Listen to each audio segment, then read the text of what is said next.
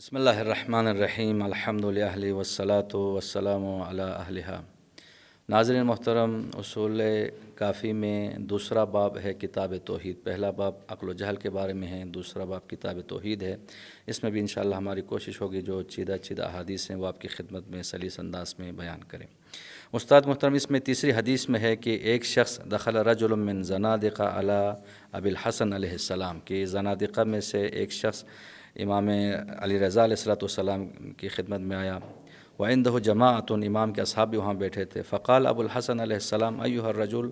ارأیت ان کان القول قولکم ولیس هو کما تقولون۔ فرمایا کہ امام علیہ السلام نے، کیونکہ وہ قیامت کا انکار کرتا تھا کہ کوئی قیامت نہیں ہے، کوئی جنت نہیں ہے، جہنم نہیں ہے، تو امام نے فرمایا کہ اگر بات تمہاری درست ہو،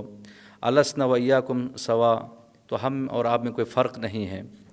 لا یضرنا ما صلینا وصمنا وزکینا واقررنا، ہم نے جو نمازیں پڑھی ہیں، روزے رکھے ہیں، زکوٰۃ دی ہے، اللہ کا اقرار کیا ہے، اس کا ہمیں کوئی نقصان نہیں ہوگا۔ فسکت الرجل ثم قال ابو الحسن علیہ السلام وان کان القول قولنا، لیکن بات اگر ہماری درست ہو کہ جو ہمارا اعتقاد ہے، قیامت ہے، جنت ہے، جہنم ہے، حساب و کتاب ہے، وہو قولنا، جو کہ ہمارا عقیدہ ہے، الستم قد ہلکتم ونجونا، تو کیا تم لوگ ہلاک نہیں ہوں گے اور ہم نجات پا جائیں گے؟ تو امام علیہ السلام نے ایک عقلی اور منطقی دلیل دی اس شخص کو کہ جو زندیق تھا یا ملحد تھا۔ تو امام علیہ السلام نے ایک قرآنی آیت کے ذریعے کیوں اس شخص کو استدلال نہیں کیا؟ بسم اللہ الرحمن الرحیم۔ پہلے تو آپ کے اس سوال کا جواب کہ قرآنی استدلال، وہ آدمی جو ہے، یعنی قرآن کریم کا استدلال اس آدمی کے سامنے پیش کیا جا سکتا ہے کہ جو آدمی سب سے پہلے اللہ تعالیٰ کے وجود کا قائل ہو، اس کی حقانیت کا قائل ہو، اس کے یعنی اس کے جو جلال و جمال ہے اس کا اعتراف، نبی کا، اس کے بعد اگلا مرحلہ نبی، کیونکہ قرآن کریم کا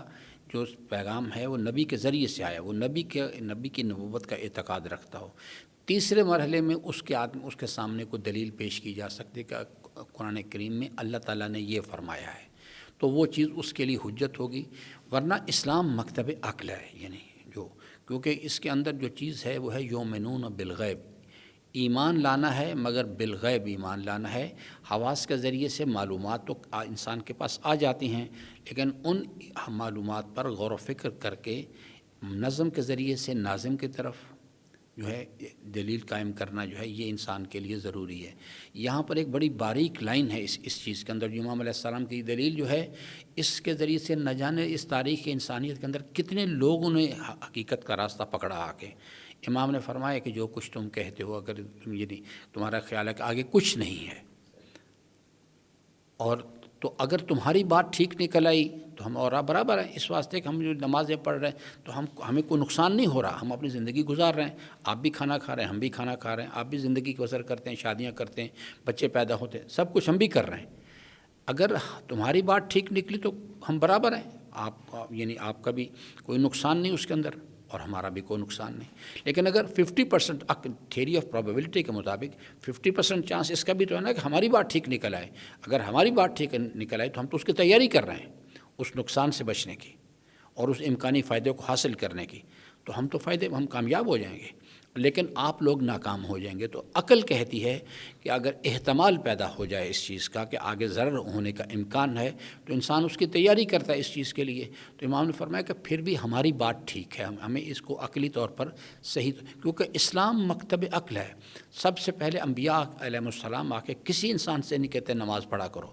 وہ آ کے پہلے ایک نظریہ پیش کرتے ہیں، وہ ہے کہ الحمدللہ رب العالمین، یا آیت الکرسی میں لا الہ هو اللہ الذی لا الہ الا، یعنی اللہ تبارک و تعالیٰ کے صفہ شان الوہیت کسی کے لیے زیبا نہیں، اور اس پر قرآن کریم میں اللہ تعالیٰ دلیل پیش کرتا ہے۔ ابھی انبیاء کچھ بھی نہیں کہتے، وہ کہتے ہیں کہ یہ نظریہ الحمدللہ، یہ بنیادی نظریہ ہے کہ اس کائنات میں کسی شے کے پاس کوئی کمال ذاتی نہیں، سب کچھ اللہ کا دیا ہوا ہے، اللہ آنکھوں سے دکھائی نہیں دیتا، تو پھر دوسرا راستہ پھر صرف عقل کا راستہ ہے۔ تو اس پہ دلیل ہے رب العالمین، میں عالمین کا رب ہوں۔ اب ایک انسان عالمین کی کتاب جو اس کے سامنے موجود ہے اس پر وہ ربوبیت کے راستے سے غور کرتا ہے تو اس کی عقل اس کی رہنمائی کرے گی اس مقام تک کہ ہر شے کا وجود بتا رہا ہے کہ میرا اس کو بنانے والا تو ہے،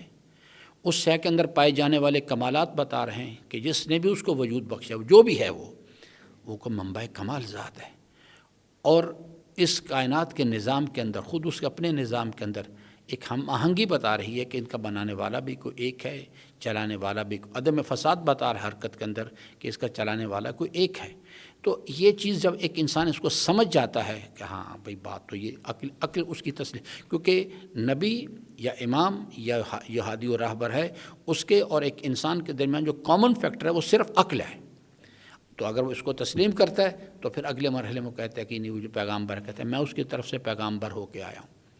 تو یہاں پر پھر عقل کہتی ہے دلیل لاؤ بھی اس مسئلے پر۔ تو وہ انبیاء علیہ السلام کبھی بھی معجزات کو دلیل کے طور پر پیش نہیں کرتے، وہ ہمیشہ اپنے کردار کو لقد کان لکم فی رسول اللہ اسوۃ حسنہ، ان کی سیرت و کردار جو ہے وہ عملی طور پہ اس کی ذاتی کردار کی تبلیغ ہی سب سے بہترین تبلیغ ہوتی ہے۔ تو اپنے کردار کو بھی اب اگر وہ اس دلیل انہیں قانع کرتی ہے تو پھر اس کے بعد وہ بتاتے ہیں کہ جس پروردگار نے اس کائنات کو اور تمہیں اور مجھے بنایا ہے اور میں اس کی طرف سے پیغامبر ہوں، تو وہ بتاتے ہیں کہ مقصد ہے تم من اینا و فی اینا و الائن، ان 3 سوالوں کے جوابات کی تفصیل اس کو پورا دین کہتے ہیں۔ جو آدمی اس راستے سے دین کے اندر داخل نہیں ہوگا، اللہ تعالیٰ کی معرفت حاصل نہیں کرے گا، وہ چاہے حضرت ابراہیم علیہ السلام کے زمانے کی تماثیل ہوں یا آج کے زمانے کی تماثیل ہوں، انسان جو ہے وہ بنیادی طور پہ آباء و اجداد کے دین کی اندھی تقلید کرنا اور خود عقلی دلیل قائم اس پر نہ کرنا، وہ چیز جو ہے ایک ضلالت و گمراہی ہوا کرتی ہے۔ تو امام علیہ السلام کی جب یہ عقلی دلیل سنی تو اس کے پاس کوئی جواب اس چیز کا نہیں تھا، تو بہرحال اس نے بظاہر تسلیم کیا، لیکن امام سے اگلا سوال کیا، فرمایا کہ اس نے سوال کیا فقال رحمک اللہ اوجدنی کیف ہوا این ہوا۔ اب اگر ہم مان لیتے ہیں کہ وہ ہے کہ جس نے ہمیں پیدا کیا ہے، تو وہ کیسا ہے اور کہاں ہے؟ تو امام علیہ السلام نے جواب دیا ان الذی ذهبت الیہ غلط، کہ جو تو نے خیال کیا ہے، یہ جو سوچا، یہ سوال ہی درست نہیں ہے۔ فرمایا ہوا عین العین بلا عین و کیف الکیف بلا کیف، کہ اس نے ہر چیز کو پیدا کیا ہے، وہ ہر جگہ موجود ہے، اس کی کوئی جگہ نہیں ہے۔ تو یہ جو سوال کرنا کہ وہ کیسا ہے، وہ کہاں پر ہے، یہ تو سب کیفیات ہیں، جبکہ خدا خالق الکیفیات ذات ہے، اس کے اوپر کیفیات وارد نہیں ہوتی۔ یعنی وہ اس زمانے کا یعنی وقت کا خالق ہے، اس کے اوپر کوئی وقت وارد نہیں ہوتا، وہ ہمیشہ سے ہے اور ہمیشہ رہے گا۔ وہ اس کے لیے کسی قسم کی کیفیت کا بیان کرنا جو ہے اس کو، جیسے امام علیہ السلام نے سوال کیا کہ اللہ اکبر کا کیا مطلب ہے، تو جس سے سوال کیا کہ اس نے جواب دیا کہ اللہ سب سے بڑا ہے، تو امام نے فرمایا کہ جو کچھ تو نے کہا ہے اگر یہ درست ہے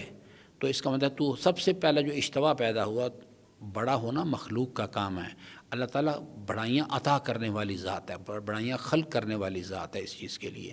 تو یہ بنیادی طور پہ جب تک یہ کانسیپٹ کلیئر نہیں ہوگا جو اہل سنت کے درمیان پایا جاتا ہے کہ خداوند عالم کی تجسیم کے قائل ہیں اور کہتے ہیں وہ ٹانگ ہے اس کی اور دیگر چیزیں ہیں، یہ جوان مرد کی طرح ہے، یہ تمام چیزیں اصل میں جو اگر اس کا روٹ کاز تلاش کیا جائے تو بنیادی طور پہ یعنی جو باب مدینۃ العلم سے انحراف جو ہے نا، حضرت نے فرمایا تھا انا مدینۃ العلم و علی بابھا، اگر صحیح راستے سے علم لیا جاتا، صحیح راستے سے رہنمائی لی جاتی، ہدایت حاصل کی جاتی، تو اس کے نتیجے میں کبھی بھی امت مسلمہ گمراہی کے راستے کی طرف نہ جاتی۔ چونکہ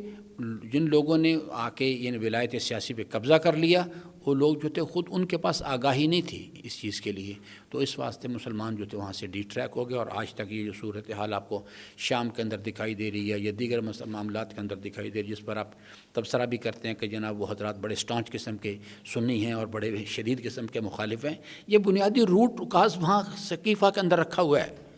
یہ وہاں سے اصل میں ساری خرابی شروع ہوئی تھی۔ اور لوگ جو ہیں وہاں کی جو اگر ثقیفہ کی جو کنورسیشن ہے اس پر غور کیا جائے تو یہ ہے کہ ہمیں اندازہ ہوتا ہے کہ خود ثقیفہ کی اس نشست کے اندر جو لوگ موجود تھے، یعنی انصار مدینہ کا یہ کہنا کہ جناب ایک یعنی امیر آپ بنا لیں، ایک ہم بنا لیتے ہیں، یہ اس قسم کی باتیں کرنا، خود ان کو بھی یعنی غدیر سمجھ نہیں آئی تھی اس سلسلے کے حوالے سے۔ تو اس لیے بنیادی طور پر جو چیز ہے وہ یہ ہے کہ پہلے اپنا یعنی میں کہا کرتا ہوں پیر تلاش کرو، پیر کون ہے، رہنمائی کس سے لینی ہے، اور اس کے بعد پھر پہلے جب تلاش کرو، جیسے محمد علی جناح کا ایک قول ہے کہ think 100 times before taking decision، فیصلہ کرنے سے پہلے 100 مرتبہ سوچو، but once you take it, لیکن جب فیصلہ کر لو then اسٹینڈ بائی اٹ۔ مسلمانوں کو چاہیے پہلے اصل میں پیر سے ہی تلاش کریں اپنا کہ پیر کون ہے ہمارا، جب وہ بات سمجھ میں آ جائے۔ وہ کہتے ہیں کہ یہ سب غلطیاں یہ کرتے تھے، یعنی جنگ احد میں منافقین بھاگ گئے تھے، یہ ہوا تھا، وہ سب باتیں مانتے ہیں، لیکن کہتے ہیں سب رضی اللہ ہے، یہ کہ غیر عاقلانہ گفتگو ہے۔ تو اس شخص نے امام علیہ الصلوۃ والسلام سے سوال کیا، یعنی یہ جو آپ نے کہا کہ اس کی کوئی کیفیت نہیں ہے، کوئی کسی جگہ پہ نہیں ہے، تو اس کا مطلب ہے حواس کے ذریعے سے تو ہم اس کو درک نہیں کر سکتے، اس لیے ہم انکار کرتے ہیں۔ تو امام علیہ الصلوۃ والسلام نے فرمایا کہ تو اسی وجہ سے انکار کرتے ہیں اور ہم اسی وجہ سے اقرار کرتے ہیں، کہ فرمایا اور جس نے حواس سے اس کو قابل ادراک سمجھا وہ تو ہماری طرح کی کوئی چیز ہے، جبکہ امام نے فرمایا کہ خدا جو ہے ہر شے سے الگ چیز ہے، لیس کمثلہ شیء۔ ایسا کمثلہ شیء، یہ چھٹے امام سے پوچھا گیا کہ کیا یہ لفظ جو ہے شے کا اللہ تعالیٰ پر اس کا اطلاق ہو سکتا ہے؟ فرمایا کہ ہو سکتا ہے، لیکن ایک شرط کے ساتھ کہ لیس کمثلہ شیء، اس کی مثل کوئی شے ہو نہیں سکتی، کیونکہ اس کی ذات جو ہے ان تمام چیزوں سے ماورا ہے، وہ ہر وقت ہے، ہر جگہ ہے، ہر شے کے ساتھ ہے۔ جیسے یعنی آیہ کریمہ ہے اس کے اندر وما تکون فی شان وما تتلو منہ من قرآن ولا تعملون من عمل الا کنا علیکم شہودا، تم کسی وقت بھی کسی حالت میں بھی ہو میں تمہارے اوپر نگران ہوں، واسروا قولکم او اجہروا بہ انہ علیم بذات الصدور، ظاہر پر بھی نگران ہوں، باطن پر بھی نگران ہوں۔ تو ناظرین محترم، معرفت باری تعالیٰ کے لیے باب کتاب توحید میں امام رضا علیہ الصلوۃ والسلام کی ایک انتہائی اہم حدیث ہے، انشاءاللہ اس پہ یہ سلسلہ گفتگو جو ہے وہ جاری رہے گی۔ تو امام علیہ الصلوۃ والسلام نے فرمایا کہ جو حواس خمسہ میں آ جائے، حواس کے ذریعے جس کا درک کر لے وہ شے ہے، جبکہ خداوند عالم اس طرح کا کوئی شے نہیں ہے۔ خداوند عالم ہم سب کو خدا کی معرفت حاصل کرنے کی توفیق عطا فرمائے۔